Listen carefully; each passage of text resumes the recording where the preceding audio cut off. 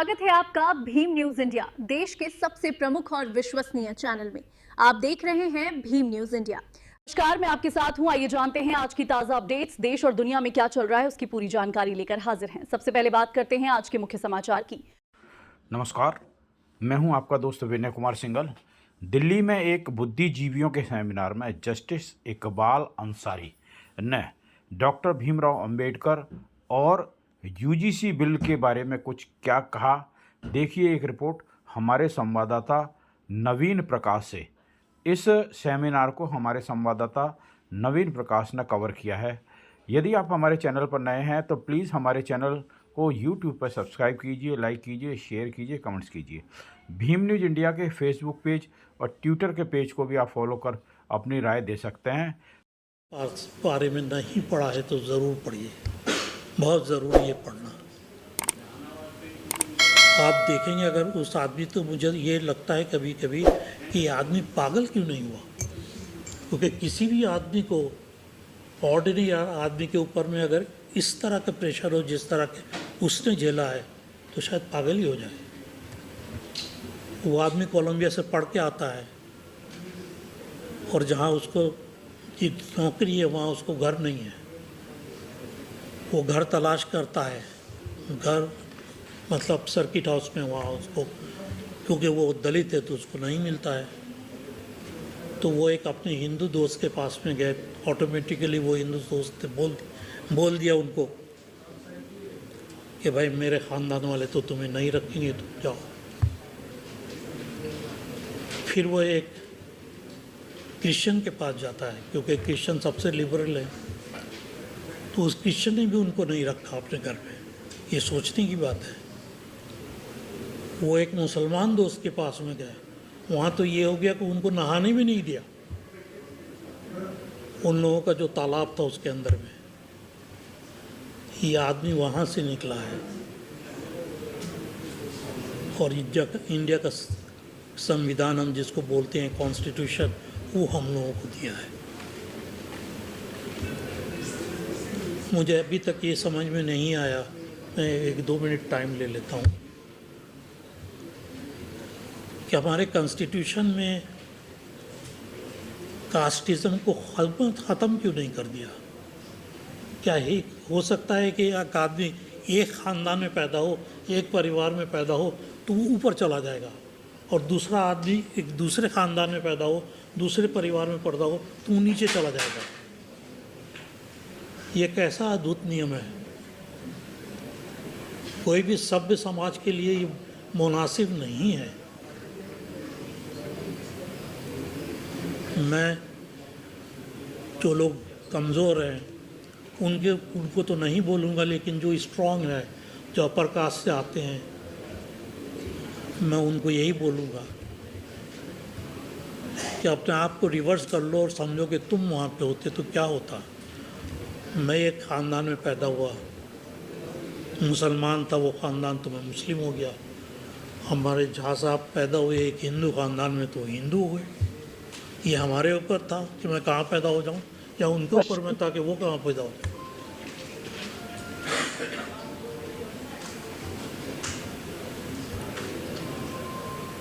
ये एक हिंदुस्तान की बहुत बड़ी बदकिस्मती भी है कि 2026 में भी हम लड़ना पड़ रहा है कि हमें हमारा हक वापस दे दो।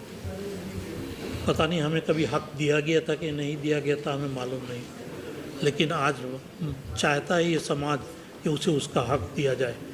और मैं समझता हूँ कि ये रेगुलेशन जो है, जो बनाया गया था, इससे जो वंचित समाज है उसको ज़रूर फ़ायदा होता, लेकिन जो हायर कास्ट के लोग हैं उनके लिए कोई ख़राबी भी नहीं था, कोई बुराई भी नहीं थी। लेकिन इतना एजिटेशन हुआ, जिसने हमारे किसी साथी ने बताया कि टीवी पे ऐसे डिबेट चली, और वाकई में ऐसी चली। मैं भी समझा कि शायद ये गड़बड़ी है इस रेगुलेशन में। बाद में देखा तो रेगुलेशन में तो ऐसा कोई गड़बड़ी या ख़राबी नज़र नहीं आया, और अगर कुछ ख़राबी है तो हम उसको ठीक भी कर सकते हैं, लेकिन उसकी वजह से सारे रेगुलेशन को आप कंडेम कर दें, उसे फेंक दें उठा के, उसे दबा दें, ये शायद उचित नहीं है। मुझे जो बोलना चाहिए था शायद उससे ज़्यादा बोल गया। आप लोग जितना सुनना नहीं चाहते थे उतना मैंने सुना नहीं। इतने अफसोस की बात है कि 75 साल और शायद हम अमृत काल एंजॉय कर रहे हैं, उसमें आदमी को आदमी बनाने के लिए जो हक देना है हम उसे देने को तैयार नहीं है। जो हमारे अभी प्रोफेसर साहब ने बोला, कई सारी चीज़ें उन्होंने पॉइंट आउट किया है, बड़ा डरावना है। इसको इस तरह से समझिए कि एक डायरेक्शन से ब्राह्मण आएगा, वो शेड्यूल कास्ट वुमन के साथ में कोहेबिटेशन करेगा, पहला बच्चा उसको वहाँ से होना होगा। ये शर्मिंदगी की बात नहीं है। अगर हमारे कोर्ट को इसमें शर्मिंदगी नहीं नज़र आता है तो पता नहीं हम कैसे नज़रिया लाएंगे कोर्ट के लिए। एक बहुत इम्पोर्टेंट व्यक्ति रहे हैं मैथ्यू मैथ्यूसन, ये एक मिशनरी थे। वो ऑक्सफोर्ड मिशन इंग्लैंड से आए थे, कलकत्ता के बाहर एक ऑर्फनेज इस्टेब्लिश करने के लिए। तो उस ज़माने में फ़ोन वोन तो होता नहीं था, ख़तों के ज़रिए वो अपने ऑक्सफोर्ड मिशन को लिखते रहते थे। तो 2 चिट्ठियाँ उनकी बड़ी मशहूर हुई हैं। एक में उन्होंने लिखा, जो 1920s में उन्होंने लिखा था कि हिंदुस्तानी कैसे पागल लोग हैं,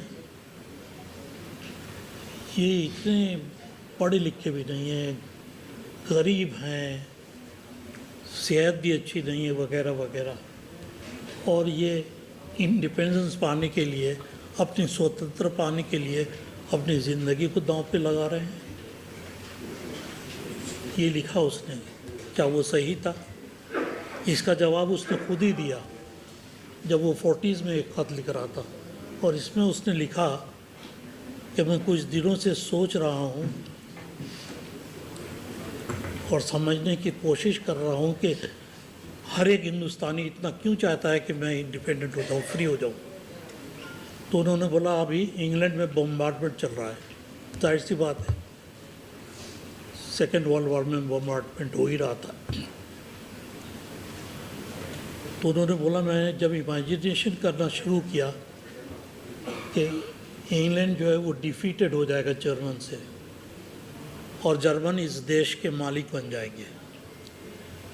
German will be rich and English man will be poor. Germans will be educated,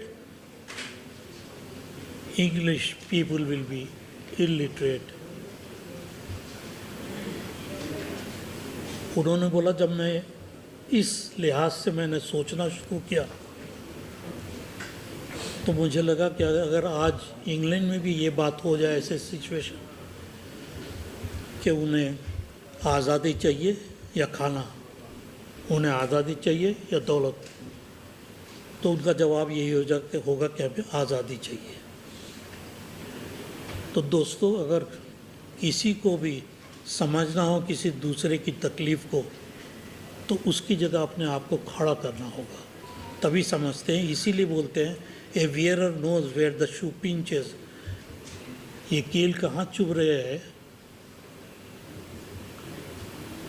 जूते के अंदर। ये जो पहना हुआ जूता है वही बता सकता है। तो आज हमारे जो दलित समाज के लोग हैं, शेड्यूल ट्राइब के लोग हैं, पिछड़ी जातियों के लोग हैं, उनको मालूम होता है कि आप क्या हैं, क्या होना चाहिए। और अगर किसी ऊंचे जाति के लोगों को ये समझना चाहते होंगे कैसा है, तो उन्हें अपने आप को उसी जगह प्लेस करना पड़ेगा जिस जगह पे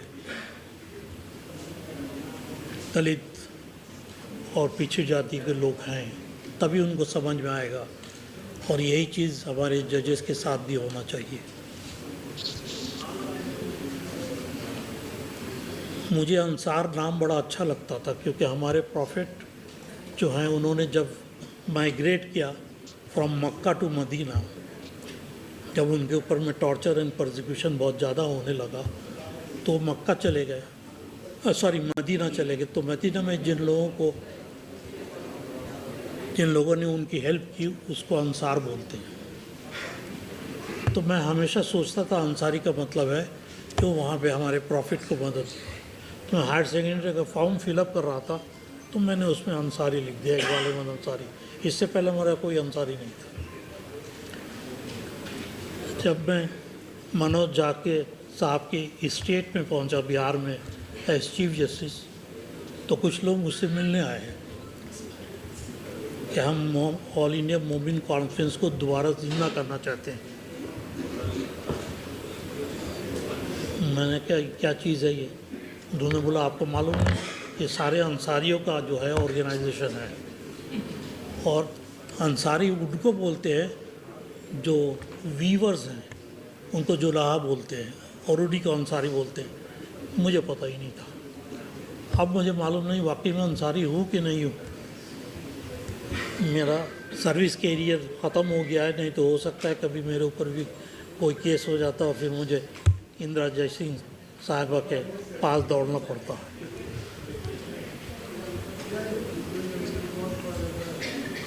मैं जब चला था तब सोच रहा था क्या बोलूँगा, और अब भी यही सोच रहा हूँ क्या बोलूँ। एक इंसिडेंट में मुझे याद आ रहा है। हमारे बड़े भाई के एक दोस्त थे, हर क्लास में एक आध बार फेल हो जाते थे। तो ग्रेजुएशन में भी उन्होंने एग्ज़ामिनेशन दिया और 2 बार फेल हो चुके थे। थर्ड टाइम उनका चांस आया, पेपर में आता था रिज़ल्ट, तो लोगों ने घर में देखना शुरू किया रिज़ल्ट उनका। वो दौड़ते हुए आए, उन्होंने बोला बेवकूफ़ नीचे से देख, और नीचे से देखा तो उनका पहला नंबर उन्हीं का था। मुझे जब प्रोफेसर रतन लाल ने यहाँ इन्वाइट किया कि आप आइएगा, तो मैंने उनसे सही कहा, और हकीकत भी यही कि मैं जो डिस्कशन चल रहा है 2026 रेगुलेशन के बारे में कुछ नहीं जानता, सिवाय इसके कि सिवाय जो डिस्कशन हमने टीवी में देखा है।